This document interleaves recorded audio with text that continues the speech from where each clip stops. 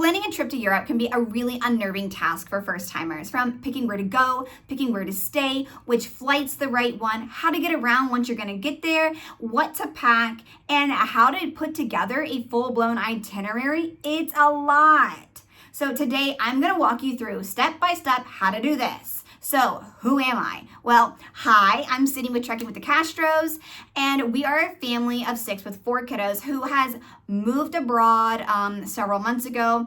For the last 8 years, we have consistently traveled to Europe, and we absolutely love it. It is a huge passion of ours and my family's to travel. And then my goal through all of this is to help others create lasting memories and to travel equipped. You need to know to be able to be expected to have a great time, to make sure you don't forget things, to the itineraries and what's to do. You just need to be fully equipped, and that is my goal here. So, step 1, jumping in. How long are you going to be staying? Are you going overseas? Well, let's just say a minimum of 10 days, because I know that vacation time is going to vary, but once you start going overseas, you need to remember that there's going to be travel days that you're going to lose. So if you only go for 7 days, 2 of those days are done. 2 of those days are traveling. You only have 5 days. So if you have a 10-day for overseas, that's the perfect amount of time. At least 2 of those days are going to be spent traveling. So you've lost some. And to really feel like you're not super rushed and you're taking in and you've experienced it enough, 10 days is an ideal, perfect amount of time for a trip overseas.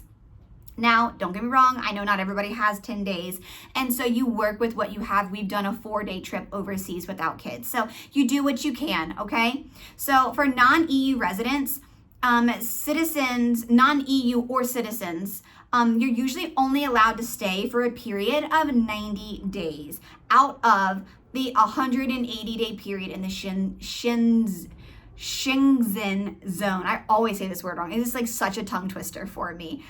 So if you want to stay, you need to look at specifically what countries are there. But you can only stay 90 days out of a maximum of 180 days. So if you're picking a country that is in that zone, then you can stay up to 90 days. And then you need to stay another 90 days outside of that zone. And then after you've reached 180 days, 90 in, 90 out, you can enter back into a country in the Schengen zone.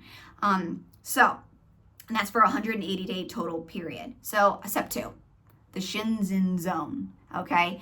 Currently, there are 29 countries in this zone which you can travel in and out of, and in and out of these countries freely. They don't usually do visa checks and stamps, okay? So you're really not going to be going in and out of passport control through these zones if you're flying from countries that are already in that zone to another country, or a train or car. You're not really gonna have passport control in these areas. Now, some exceptions to these rules will be the UK, Ireland, Albania, Cyprus, Georgia, and there's a few more thrown in there, but those are just some countries to be aware of that they are not in the Schengen zone, so this does not apply to them. And also, it's really important to know that the EU is not the same as the Schengen zone, okay? And that is going to affect your visa type and eligibility for entering and how long you are allowed to stay there legally. So keeping that in mind. So step 3, though, now you need to decide, where are you going to go? So there are loads of countries in Europe, varying languages, varying cultures, varying traditions. Laws are going to be different, and climate is going to be very different throughout all of these. So through all this, there's so many important cities and beautiful places to choose. So you probably will not be able to cover every single country in Europe on your first trip if it's a long time. You're not going to do it, okay? Just don't even have that idea. It's just too much and you're going to miss stuff. So you're probably going to do a shorter trip. Pick 1, 2, 3, a max of 3 countries, 1 to 3 countries, and explore those countries more thoroughly. Not a slow travel, but just really explore the countries that you're in instead of just rushing around the highlights of other countries, and you're really not experiencing that country to the full benefit that you should. So I would say the goal is 3 to 4 days for each city. 3 days is perfect. 4 if you need an extra day of just downtime of no travel and no rushing. But 3 to 4 days easily is fine in a city. And in some cities, 4 days could really be pushing it. Unless you're going to use that 4th day as maybe like a smaller day trip to a different town, do like a city or a private car day trip. So just keeping that in mind. But the goal would be 3 to 4 days for each city. Then you have a travel day and maybe a day of rest thrown in there. So now we move on to step 4. All right, so we've talked about the EU, we talked about the eligibility, talked about the Schengen zone, we've talked about you need to pick where you're going, and now step 4 is your visa application, okay? If you're coming from America, Australia, or Canada, you do not need a visitor visa for the Schengen zone, okay? And that is for your 90-day stay.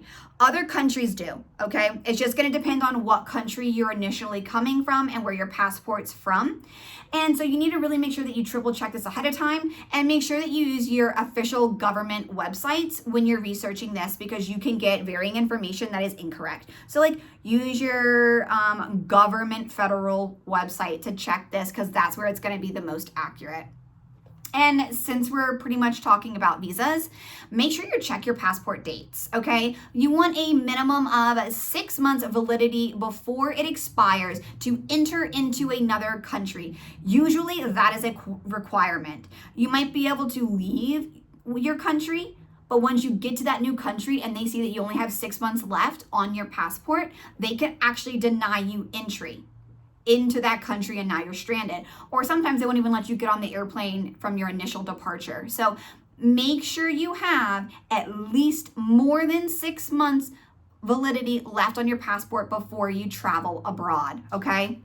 You don't want it to expire within those 6 months. You need an extra buffer zone.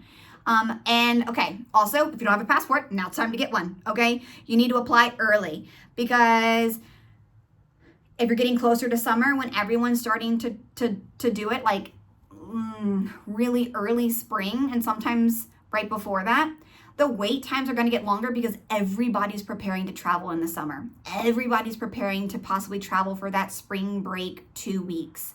That usually lands on one of those 2 weeks. So since everyone else is getting ready to get their passports, the wait time is much longer. So get your passports ready in advance in the off season when nobody's traveling, and you're gonna really thank me for that one. It's not fun. So now that you know you need to have more than 6 months left on your passport, like minimum 6 months validity, make sure that you either renew or get an appointment for your initial passport ahead of time, because the wait times can be long and they can vary. So step 5 is now you need to start looking to book your flights, okay? You've got your destination, you're in process with your visas, and make sure in your passports, and definitely make sure that you have a lot of times you need your passport sometimes to either book your tickets, or before you can check in, you need to update your app that you're flying with the airline with your passport information to be able to check in for your flight. So make sure you have that ahead of time. So now you've got where you're going, you know about the Schengen rule in the EU and how long you're allowed to stay. We've talked about some of the countries and how long you really are going to be there, like how many days do you need in each city. Now step 5, let's book the flights, okay? So bonus tip. Use a travel credit card to cover your purchases or gain points to fly for free. We do this, okay? Your future travel and flights and hotel stays, and also your rental cars, you can get reimbursed, especially through like Capital One Travel. You can get reimbursed for it, or you can get 5 times the points, and you can fly for free, or part of your family can fly for free. This is huge, especially if you have a larger family like us and kiddos involved, okay? So you can get reimbursed through travel purchases on select ones. So like shop through your travel credit card. And a travel credit card is going to secure your purchases if something goes wrong. If the airline cancels, they can jump in and help with this.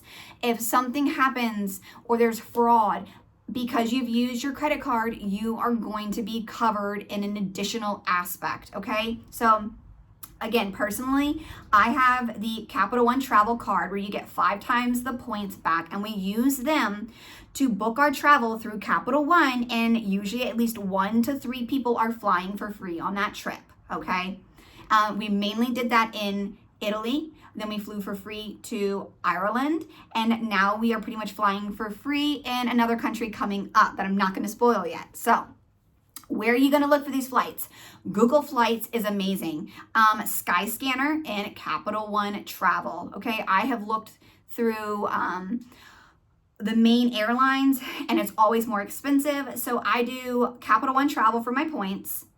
And then I always cross-reference or book directly through Google Flights and Skyscanner. There has been some amazing, amazing ones through Skyscanner.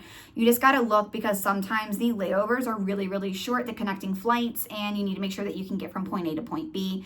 And then if you're already in Europe and you wanna switch to a different country, if you're not gonna do the train or the car, then use Ryanair or Wizz Air. Those are the 2 budget airlines that are pretty standard here.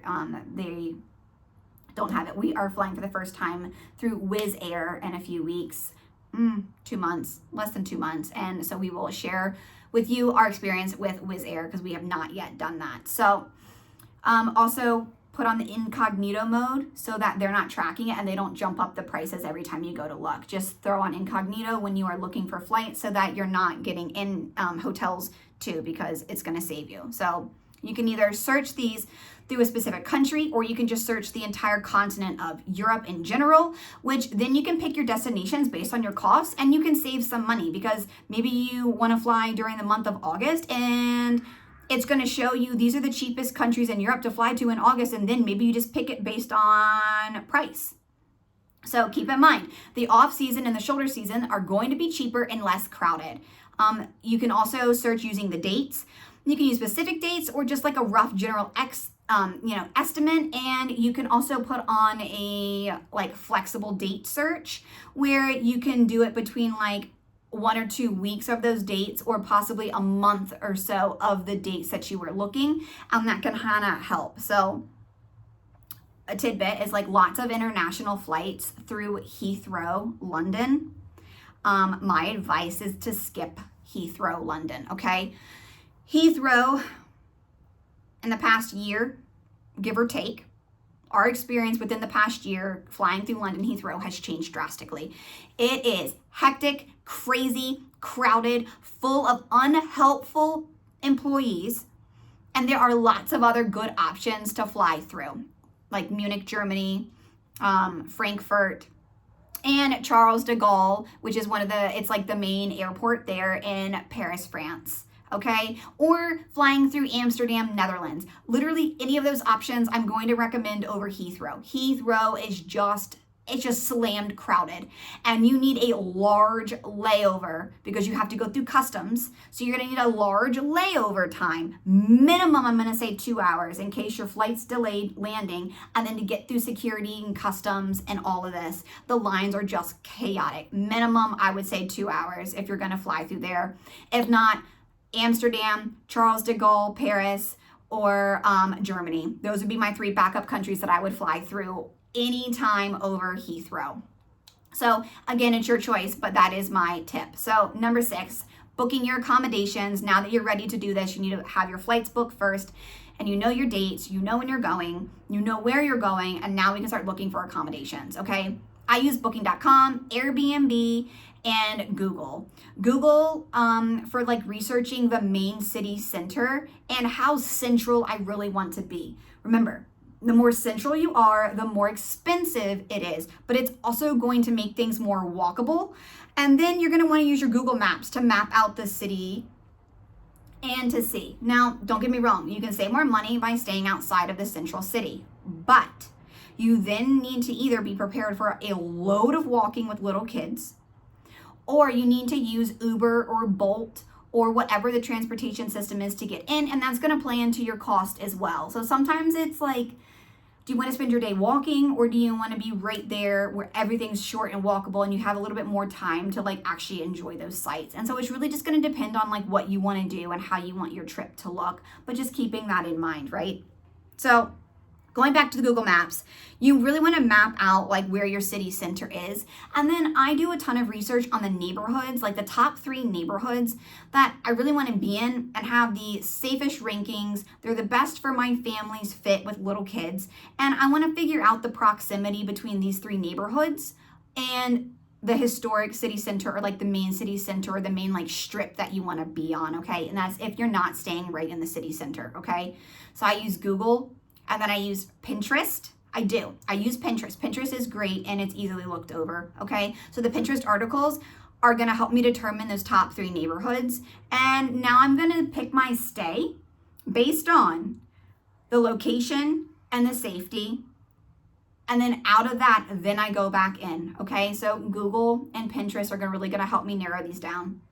And then I use Booking and Airbnb to help me find centralized locations on all of these. And then I start mapping them together to like, okay, this is the main area that we want to be in. This is safe. This is one of the top neighborhoods.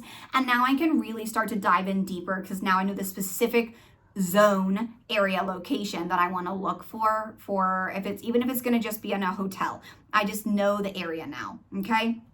So accommodation options, you know, we have hostels, which is great if you want to like make new friends, but you're not going to get very much privacy, and it's a little bit more minimum for resources and other things.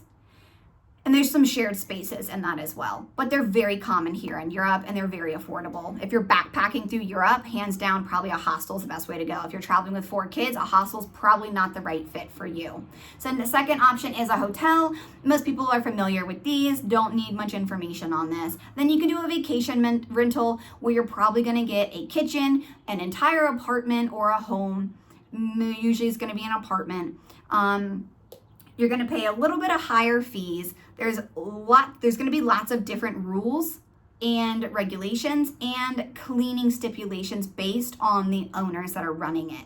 So this is a great option if you're gonna stay for longer than a week, but just read into it very specifically for what are the check-in, check-out policy, what are the rules when you leave, because some of them, it tells you need to like clean the floors, take out all the trash, like you've essentially done half the cleaning yourself, and you're still paying an expensive cleaning fee. And so you could have just stayed at a hotel where there's a concierge. They can order you airport transport. They can order you Bolts and Ubers right there. You're already more walkable than other places.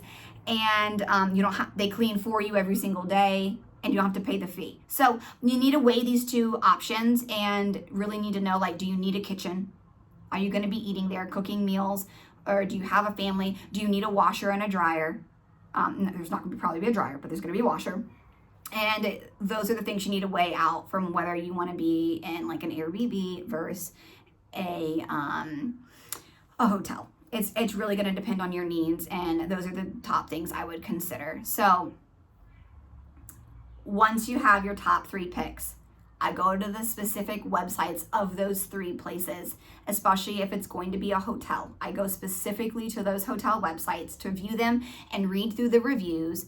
And you're gonna take some of the reviews with a grain of salt, and you go through TripAdvisor, compare the price, and see if that there's gonna be a free breakfast included on their site. Or sometimes if you do it for a larger family, sometimes booking directly on the hotel the hotel website provides you more options for family rooms. Also, if you use booking.com a lot, it's great because once you book so many in a certain timeline, like a time period, they give you genius discounts. And I have made it to where we booked enough that we get a certain percentage off every night, and we usually get free breakfast for all of our stays that we go. So there are benefits to using these on a regular basis and multiple times in a set amount of time. So you do get more benefits through them. And sometimes I do book directly. It just depends on the price and what it's offering at that time, but it does take legwork, okay? Not gonna lie. So step 7, transportation once you're in Europe. Public transportation is an excellent option, okay? It's safe, reliable, it's frequent, and it's affordable. And I'm talking the bus, the metro, and the train, okay?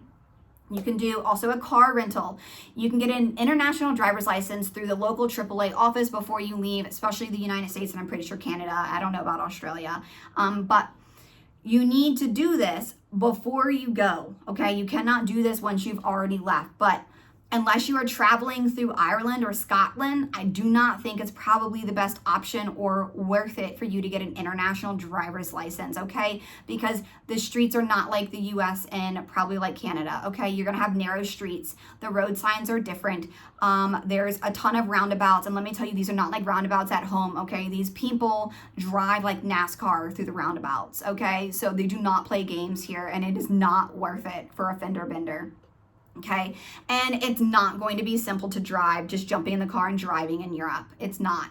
And parking spots in the main city are infrequent, and you have to street park. So you don't know if you're going to get a parking spot. So you need to also be aware of that for your hotel and your Airbnb or booking. Will you have a spot for your car if you are renting a car? If you're going to Ireland and Scotland, lots of times people are driving from city to city themselves, where I do think Ireland and Scotland, it is a good idea. And I know quite a few people who have rented a car and personally drove. So that's not a bad idea for those two countries.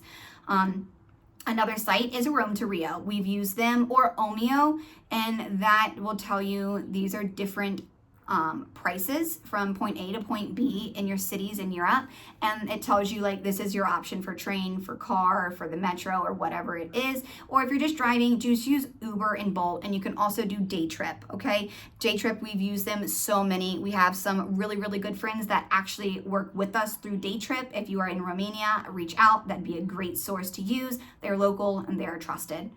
So now that you kind of know how you're traveling once you're here, and lots of places are just going to be walkable. So if you don't have a Bolt, you're just walking. You're in Europe, you're walking, okay? And no one's going to think odd, okay? So now you have step 8, your itinerary time. Dun, dun, dun, dun. Okay, so I think it's pretty clear that I personally love planning trips, and it's my time to geek out. I have all the trips that we have ever done, and I will be releasing them in PDF digital formats for your phone, your tablet, and your computer. And it is coming really soon. And I put a lot of hard work in, and I'm very excited, okay? So I don't like to waste my vacation time trying to decide what to do and where to go and where to eat. There's nothing worse than everybody's tired and cranky and you're standing on the middle of the street arguing back and forth of who wants to go where and what do we want to do, and everybody's just tired and have had enough. That's the worst feeling ever. And if you've been there, you know. If you know, you know, okay?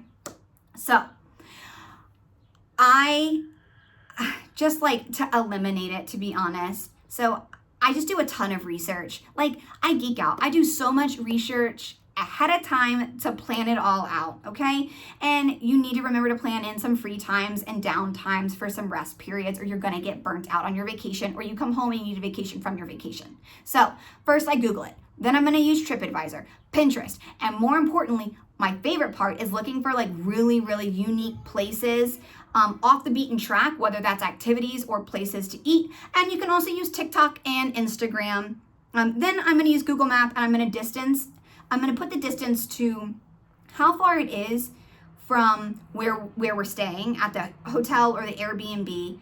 And I'm putting that on my Word document. It's a 2-minute Bolt. It's a 5-minute walk. It's a 17-minute train or metro, okay? I'm gonna put all that there. So when I'm glancing down at our itinerary, I already know like, okay, this is how long it's gonna take us to walk, and this is the path that we should use to get there, okay? I've already done all that legwork ahead of time before we hit the ground there. Saves a lot of time, okay? So now I'm gonna start planning my days based on the distance, okay, of how far things are and that are in the same general area for that day. Usually I start at the farthest point, and then we do multiple things that are in that area. And by the end of the day, in the afternoon, we've slowly worked our way back to our starting point, which is our hotel or Airbnb accommodation. So you start with the farthest away and you slowly start to bring it back some, okay? Easiest way for my family to do it. And I think it's just the logical way to do that. And you can split it up however you want to. You do not need to do it this way, okay? So those are the general areas are clumped together to help with just navigating the city and people not getting burnt out with little legs, okay? So step 9 is the fun part. It's packing time, okay? So you need to consider the time of year, the climate of where you're going, because every country's climate is gonna look a little different. You wanna look the difference between carrying, like a carry-on, and versus a checked bag. The size that you can carry, like you wanna be able to make sure that you yourself can carry your actual size suitcase up the flight of stairs in Europe if there is no elevator in your apartment or Airbnb, okay?